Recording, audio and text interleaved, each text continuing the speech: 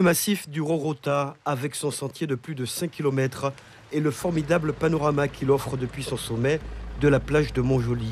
Un sentier interdit au public depuis novembre 2016, la municipalité considérait à l'époque qu'il y avait un risque d'éboulement de blocs rocheux. Suite justement à ces émiettements, nous ne pouvons pas rester comme ça sans rien faire.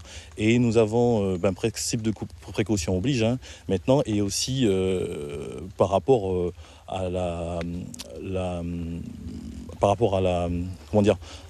à aux nombreux marcheurs et sportifs qui utilisent ce site, nous devions faire quelque chose. Le BRGM a été saisi par la DL en janvier 2017 afin d'établir un diagnostic de risque.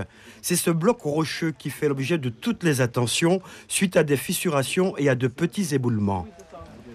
Suite à cette alerte, nous avons été diligentés pour mener une expertise qui nous a montré en fait qu'il y avait un certain nombre de travaux, notamment de purge de végétation à mener pour éviter que le phénomène ne s'accentue, qu'il n'y avait pas de risque majeur d'éboulement de blocs massifs au stade de l'expertise, mais que néanmoins un suivi était sans doute à préconiser pour pouvoir voir l'évolution des fissures que nous avions constatées et ainsi mesurer s'il y a une évolution de ce risque dans le temps.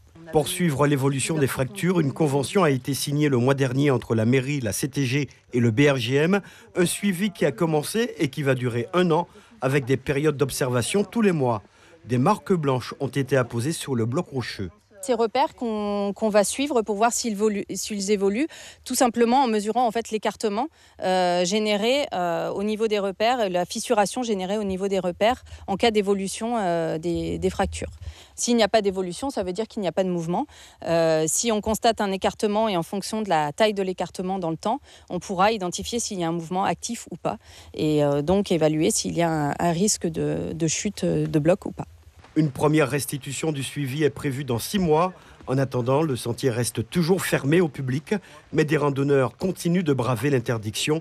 Il est vrai qu'il n'y a pas de risque d'éboulement avéré sur le site, selon les autorités.